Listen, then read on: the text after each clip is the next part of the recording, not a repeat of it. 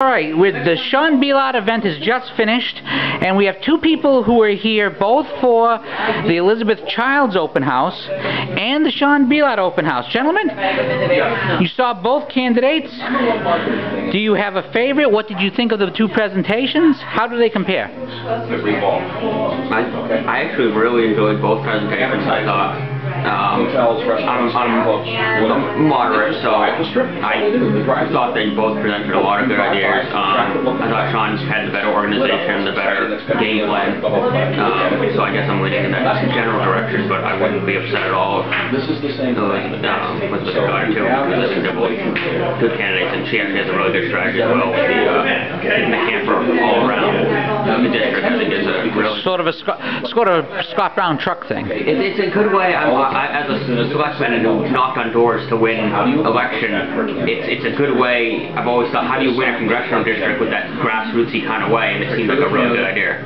So they both did things, but I think overall, Sean has the better organization. And yourself? Well, I was here to listen to both and try to get ideas in terms of separating two. At this point, I couldn't make a decision one way or the other on that.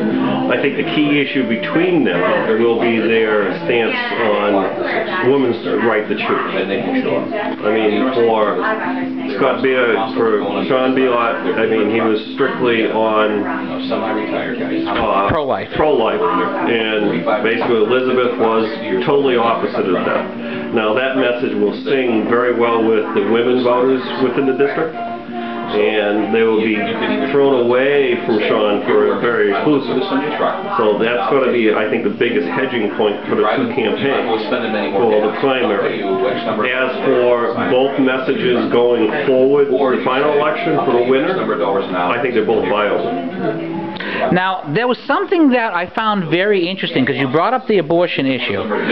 Now, we've often heard that abortion can be, we don't want to talk about social issues during the election, but Elizabeth Childs said that she had left the Republican Party because of abortion, yet although the Republican Party hasn't changed its campaign, its position on abortion, she still came back to be a Republican because of the fiscal issues.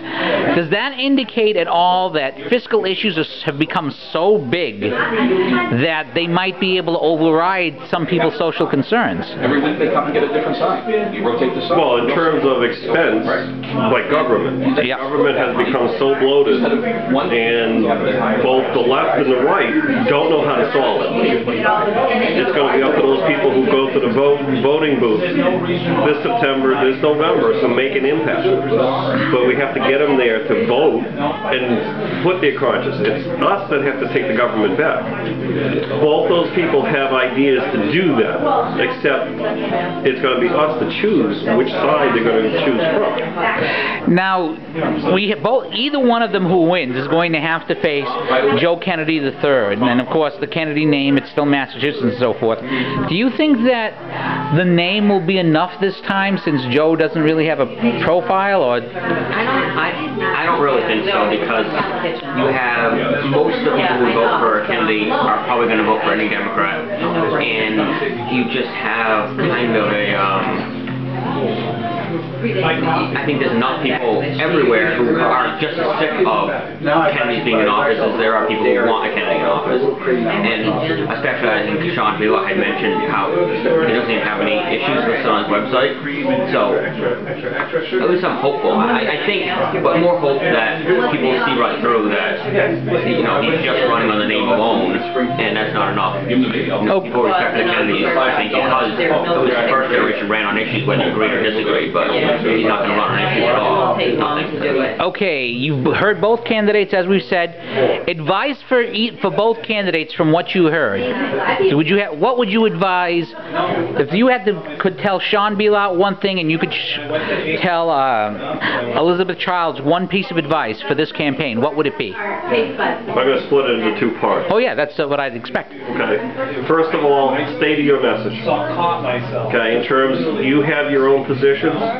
stay to your message, stay loyal to your message, okay, and meet and greet as many people as you can along the way and listen to them. Not to change your thinking, but to inform them of what government and what you're trying to solve in government. Most people don't understand how government really works. If you're going to go down there, you better have some sort of backbone to stay the course that you're out there to get. Okay, and yourself, advice for the either or both candidates? For Sean, I want to remind him that races are one in the middle, and so obviously neither of them is particularly off the extreme, but they're, he's supposed a more right-wing candidate, to remind him that, you're going to win by, you win the primary by winning Republican, but you win independent, and you win by taking a couple of Democrats that would otherwise vote for Kennedy. And Elizabeth, I remind her that I think organization is very important, and stick to your grassroots message, but remember that organization is also. All right, well, gentlemen, thank you very much for your time. You're welcome.